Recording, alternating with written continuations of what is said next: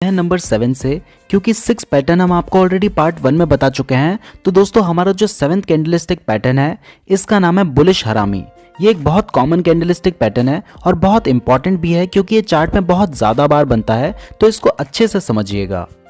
तो दोस्तों बुलिश हरामी एक 2 कैंडल पैटर्न है, यानी कि ये 2 कैंडल को मिलाकर बनता है और इसके नाम से ही पता चल रहा है कि ये बुलिश सिग्नल देता है, यानी कि इस पैटर्न के बनने के बाद शेयर की प्राइस बढ़ने के चांसेस होते हैं। और इसके नाम में जो हरामी वर्ड है ना, वो हिंदी नहीं है, वो एक जापानीज वर्ड है जिसका मतलब होता है प्रेग्नेंट। और इसका नाम हरामी यानी प्रेग्नेंट क्यों है वो मैं आपको आगे समझाऊंगा।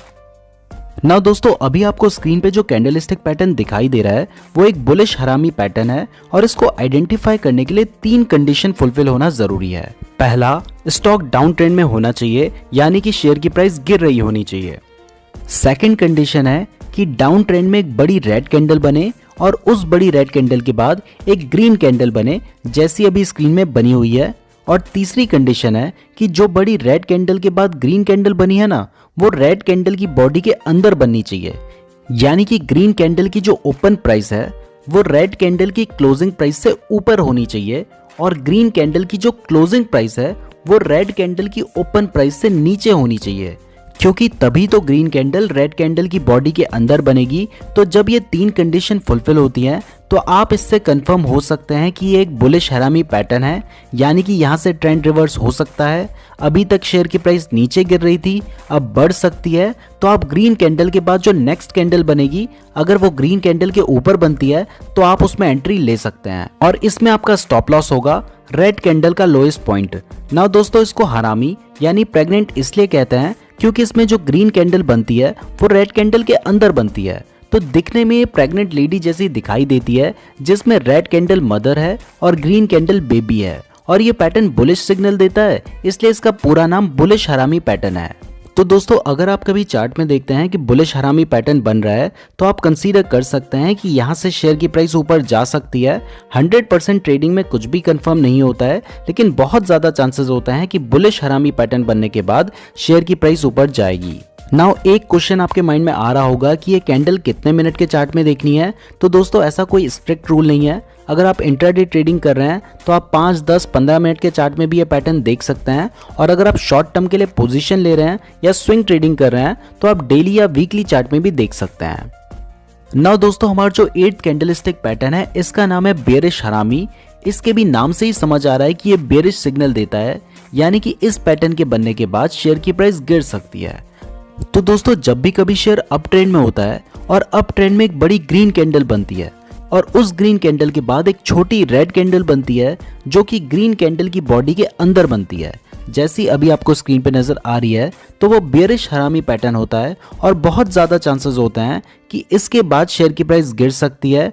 तो आप इस पैटर्न को देखकर शॉर्ट सेल कर सकते हैं या शेयर बेच सकते हैं। तो दोस्तों बेरिश हरामी पैटर्न बनने के लिए भी 3 कंडीशंस फुलफिल होना जरूरी है। पहला, शेयर अप ट्रेंड में होना चाहिए, यानी कि शेयर की प्राइस बढ़ रही होनी चाहिए, जबकि बुलिश हरामी पैटर्न में शेयर डाउन ट्रेंड में होना चाहिए था।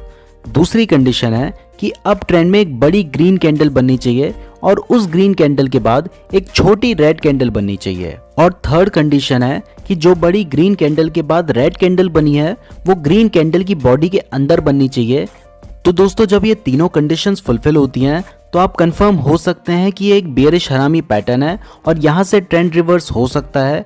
अभी तक शेयर की प्राइस बढ़ रही थी, अब नीचे जा सकती है, तो आप यहाँ पर शॉर्ट सेल कर सकते हैं या शेयर बेच सकते हैं। यहाँ पर आपको रेड कैंडल के बाद अगर नेक्स्ट कैंडल उसके नीचे बनती है तो वहां पर शॉर्ट सेल करना होगा, मतलब एंट्री लेनी होगी। और क्योंकि आप शॉर्ट सेल कर रहे हैं तो यहाँ पर आपका स्टॉप लॉस होगा बड़ी ग्रीन कैंडल का हाईएस्ट पॉइंट। अब मैं आपको बुलिश हरामी पैटर्न और बेरिश हरामी पैटर्न के बीच में डिफरेंस समझा देता हूँ।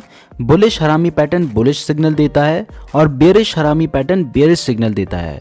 बुलिश हरामी में पहले शेयर डाउन ट्रेंड में होता है, जबकि बेरिश हरामी में पहले शेयर अप ट्रेंड में होता है, उसके बाद ट्रेंड रिवर्सल के चांसेस होते हैं। और तीसरा डिफरेंस है कि बुलिश हरामी में छोटी ग्रीन कैंडल बनती है, जबकि बेरिश हरामी में छोटी रेड कैंडल बनती है। तो ये तीनों डिफरेंस होते हैं बेरिश हरामी और बुलिश हरामी पैटर्न में। नाउ दोस्तों हमारा जो 9th कैंडलस्टिक पैटर्न है इसका नाम है पियर्सिंग लाइन पैटर्न।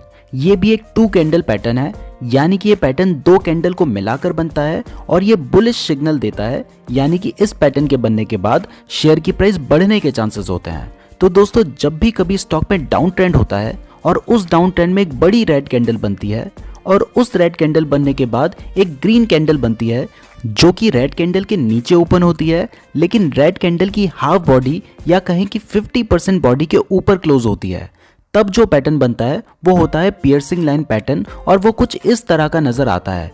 तो जब ये पैटर्न बनता है तो बहुत ज़्यादा चांसेस होते हैं कि यहाँ से ट्रेंड रिवर्स हो सकता है। अभी तक शेयर की प्राइस गिर रही थी, अब बढ़ सकती है, तो आप यहाँ पर बाय कर सकते हैं।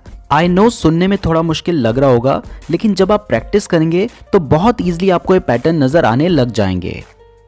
तो दोस्तों पियर्सिंग लाइन पैटर्न बनने के लिए ये कंडीशंस फुलफिल होना जरूरी है। पहला, स्टॉक डाउन ट्रेंड में होना चाहिए, यानी शेयर की प्राइस गिर रही होनी चाहिए। दूसरी कंडीशन, डाउन ट्रेंड में एक बड़ी रेड कैंडल बननी चाहिए और उस रेड कैंडल के बाद एक ग्रीन कैंडल बननी चाहिए। और third condition, green candle first red candle के नीचे ओपन होनी चाहिए, लेकिन फर्स्ट रेड कैंडल की हाफ बॉडी के ऊपर क्लोज होनी चाहिए। तो जब ये तीनों कंडीशंस फुलफिल होती हैं तो आप कंफर्म हो सकते हैं कि ये एक पियर्सिंग लाइन पैटर्न है और आप यहाँ पर बाय कर सकते हैं। इसमें आपको पियर्सिंग लाइन पैटर्न के बाद जो नेक्स्ट कैंडल बनेगी उसमें एंट्री लेनी होगी और आपका स्टॉप लॉस होगा ग्रीन कैंडल के लोएस्ट पॉइंट के नीचे। नाउ दोस्तों हमारा जो 10th कैंडलस्टिक पैटर्न है उसका नाम है डार्क क्लाउड कवर। ये पियर्सिंग लाइन पैटर्न का जस्ट अपोजिट है और ये भी 2 कैंडल पैटर्न है, लेकिन ये बेरिश सिग्नल देता है, यानी कि इस पैटर्न के बनने के बाद शेयर की प्राइस गिर सकती है। तो दोस्तों जब भी कभी स्टॉक अप ट्रेंड में होता है और अप ट्रेंड में एक बड़ी ग्रीन कैंडल बनती है और उस ग्रीन कैंडल के बाद एक रेड कैंडल बनती है जो कि ग्रीन कैंडल के ऊपर ओपन होती है, लेकिन ग्रीन कैंडल की हाफ बॉडी या कहें कि 50% बॉडी के नीचे क्लोज होती है, तब जो पैटर्न बनता है वो होता है डार्क क्लाउड कवर और वो कुछ इस तरह का नजर आता है। तो जब ये पैटर्न बनता है तो बहुत ज्यादा चांसेस होते हैं कि इसके बाद ट्रेंड रिवर्स हो सकता है। अभी तक शेयर की प्राइस बढ़ रही थी, अब गिर सकती है, तो आप यहाँ पे शॉर्ट सेल कर सकते हैं। तो दोस्तों डार्क क्लाउड कवर पैटर्न बनने के लिए भी ये कंडीशंस फुलफिल होना जरूरी है। पहला, स्टॉक अप ट्रेंड में होना चाहिए, यानी कि शेयर की प्राइस बढ़ रही होनी चाहिए। दूसरी कंडीशन, अप ट्रेंड में एक बड़ी ग्रीन कैंडल बननी चाहिए और उस ग्रीन कैंडल के बनने के बाद एक रेड कैंडल बननी चाहिए। और third condition, red candle green candle के ऊपर ओपन होनी चाहिए, लेकिन क्लोज रेड कैंडल की हाफ बॉडी के नीचे होनी चाहिए। तो जब ये तीनों कंडीशंस फुलफिल होती हैं तो आप कंफर्म हो सकते हैं कि ये डार्क क्लाउड कवर पैटर्न है और यहाँ पर आप शॉर्ट सेल कर सकते हैं। अगर आप शॉर्ट सेल करते हैं तो आपको रेड कैंडल के बाद वाली कैंडल में एंट्री लेनी होगी और आपका स्टॉप लॉस होगा रेड कैंडल के हाईएस्ट पॉइंट के ऊपर। नाउ दोस्तों 11th कैंडलस्टिक पैटर्न है, इसका नाम है मॉर्निंग स्टार। ये एक 3 कैंडल पैटर्न है, यानी कि ये 3 कैंडल को मिलाकर बनता है और ये बुलिश सिग्नल देता है, यानी कि इस पैटर्न के बनने के बाद शेयर की प्राइस बढ़ने के चांसेस होते हैं।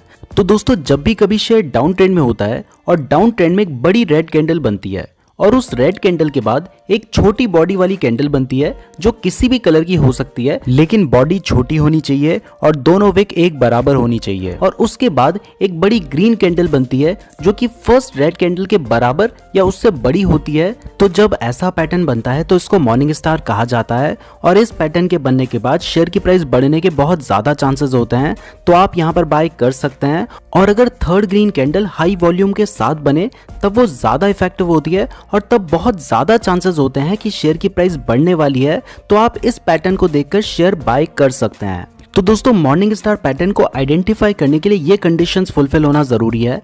पहला, शेयर डाउन ट्रेंड में होना चाहिए, यानी कि शेयर की प्राइस गिर रही होनी चाहिए।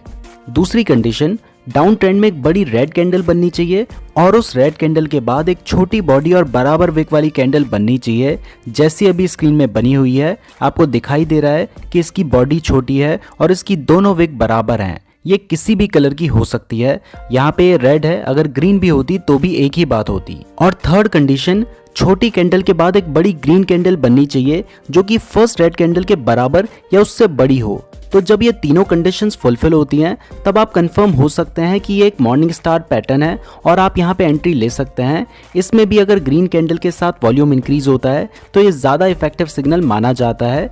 तो अगर आप मॉर्निंग स्टार पैटर्न के बेसिस पर बाय करते हैं तो आप बड़ी ग्रीन कैंडल के बाद वाली कैंडल में एंट्री ले सकते हैं और आपका स्टॉप लॉस होगा सेकेंड कैंडल का लोएस्ट पॉइंट। ना दोस्तों, हमारा जो 12th कैंडलस्टिक पैटर्न है इसका नाम है इवनिंग स्टार। ये मॉर्निंग स्टार का जस्ट अपोजिट है और ये बेरिश सिग्नल देता है। तो दोस्तों, जब भी कभी शेयर अप ट्रेंड में होता है और अप ट्रेंड में एक बड़ी ग्रीन कैंडल बनती है और उस ग्रीन कैंडल के बाद एक छोटी कैंडल बनती है जो किसी भी कलर की हो सकती है, लेकिन उसकी बॉडी छोटी होनी चाहिए और दोनों विक बराबर होनी चाहिए, जैसे अभी आपको स्क्रीन पे नजर आ रही है। और उस छोटी कैंडल के बाद अगर एक बड़ी रेड कैंडल बनती है जो कि फर्स्ट ग्रीन कैंडल के बराबर या उससे बड़ी हो, तो जो पैटर्न बनता है उसे इवनिंग स्टार कहा जाता है। और इस पैटर्न के बनने के बाद ये एक्सपेक्ट किया जाता है कि यहाँ से शेयर की प्राइस गिर सकती है, तो आप यहाँ पर शॉर्ट सेल कर सकते हैं। तो दोस्तों, इवनिंग स्टार पैटर्न के लिए भी कुछ कंडीशंस फुलफिल होना जरूरी है। पहला, स्टॉक अप ट्रेंड में होना चाहिए, यानी कि शेयर की प्राइस बढ़ रही होनी चाहिए। दूसरी कंडीशन, अप ट्रेंड में एक बड़ी ग्रीन कैंडल बननी चाहिए और उस ग्रीन कैंडल के बाद एक छोटी कैंडल बननी चाहिए जो किसी भी कलर की हो सकती है, लेकिन उसकी बॉडी छोटी और दोनों विक बराबर होनी चाहिए।